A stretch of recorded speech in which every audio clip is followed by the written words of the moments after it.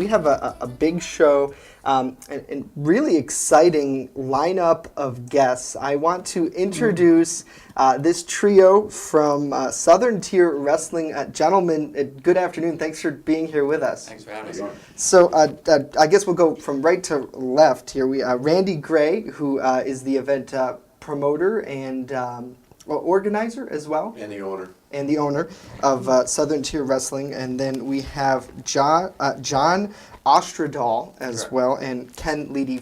Thank you all for being here with us. I know, Rory, you're a really big wrestling fan. I know we have the poster here as well. So, guys, these are some pretty beefy-looking fellas coming to Jamestown this weekend. Yeah, they take their craft very, very seriously. I mean, almost 24 hours a day in the gym. But not about that, but they take everything very, very seriously, and they make certain that they look good before they go out there too. So, which is harder, the matches or creating the rivalries and storylines for each wrestler? Well, in my opinion, I think there's probably a lot of different facets to it. I mean, for us, it's getting the crowd out there, building everything around it. For those guys, it's telling the story once they're in there. Yeah. Without giving too much away. Oh, and of course not. But it's incredible theater. It's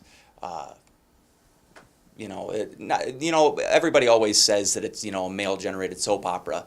But honestly, it's much, much more than that. You can have crying, you can have laughing, you can have anything under the sun for it. So it's. And these guys, they spend so much time training and working on it. A lot of them work out of a Grapplers Anonymous up in Buffalo, which is probably the best school around for these guys, and it's just a really great place for these guys to learn their craft, and they put on an awesome show wherever they go for us and for other companies around. So you almost have a built-in like college draft system in a way. You've got a school that you can harvest from. To a certain degree, yeah. We've actually, some of the guys that we gave, shots to just a year ago, they're already, breaking out all over the country and making names for themselves. They're, really great, talented guys. So tell our viewers some of the names, some of the bigger stars that they're going to see. Well, right there in the middle of the poster there, you've got the former SCW heavyweight champion, Big Time Bill Collier. He's in our main event, taking on the gentleman behind him with the sunglasses there. That is the Don Rob Sweet. At our show back in April, the Don basically stole the title from Bill. He's got a couple goons, couple henchmen, the little mafia thing going on. And so the fans, we had people crying, children were screaming, old men were yelling. They were upset. So you're reaching your audience. Yes. So Neil say, come on out on the second and see Big Time try to get his belt back. Okay. So each of you, just for my own personal interest, maybe nobody else's, but who were your favorite wrestler when you were growing up and you followed it? For me, it was Bruno Sammartino and Dominic DeNucci. I mean, I started a little later than that, in like the 90s when when the boom there with the Monday Night Wars. Yeah. So Steve Austin, The Rock, Chris Jericho, probably my all-time favorite. And these days, it's hard to find somebody these days, I think, because you grew up on a different. Right. I mean, AJ Styles, Samoa Joe. And Seth Rollins. For me, I'm not a very big wrestling fan, but it seems like we Admit it. Everyone is. We see a lot of. I know Dakota is in the next room, but we see a lot of. For me, I see it on like Raw, right, on Monday Night Raw, and you see it on television. Coming to an event like this, obviously it's this Sunday. For the Labor Day festivities at Bergman Park. You guys have a great location. This is the second time you've done it, and maybe, Randy, you could answer this question, or any of you.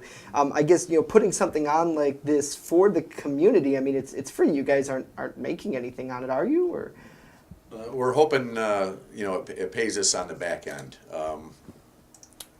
Jamestown is a rabid hotbed for professional wrestling, and there's already an established fan base, and we're trying to gain new fans, and we're even expanding into Pennsylvania.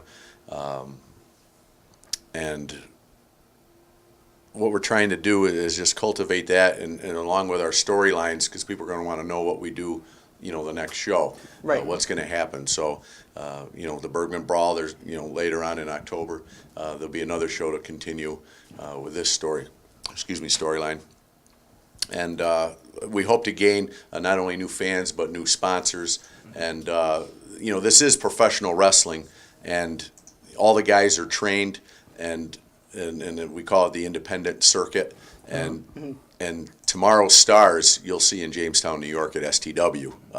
And we, like Ken already said, we've already had guys on Monday Night Raw, Tuesday Night SmackDown, 205 Live. Awesome. So people are going to remember, hey, I saw those guys at the Bergman Brawl, watching them on Monday Night. So you guys are at, what would you say, AA, AAA level in comparison, or? Oh, it's Because it Probably seems like like it seems like eventually you're going to be feeding the Well, WWE it's almost single A, because we get students right from Grapplers Anonymous, Okay. right out of the training, because the more matches they get under their belt, that's going to further their career. But then we have guys that are considered triple A that could get called on a dime to be at Monday Night Raw and on national television. okay. So it's a That's awesome, actually. A to triple A. It really is. Baseball terms. Because I know I used to get a thrill when I'd watch a Major League Baseball game and say, I watched him play in Jamestown, man. I remember Andre Galarraga being here.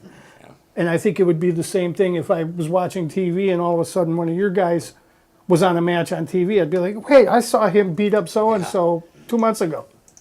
So do you think the response is a younger audience, kids or teenagers or old people, or is it a good mix? pretty much it's an entire mix of the spectrum. Definitely, we're a family-oriented show. So all ages are welcome to join us. But lately at our shows, we see a large influx of the younger audience. But as you know, as Ken said, one of our last shows where we had Rob Sweet take on Big Time, and Rob Sweet ended up cheating to win our heavyweight championship. It was everyone, both children and grown men, 60, 70 years old, coming down those bleachers, wanting to get a piece of Rob Sweet for what he did. So it's all ends of the spectrum on that one. Okay, well, that's good that the audience is interacting to the point where it's now a part of their life. Yeah. They go home and they lament for 2 hours. How did that guy steal that belt? That's so wrong. Yeah. I know. Yeah. Do you find the storyline is set 6 months out, or does it change in response to reactions by the wrestlers and by the audience?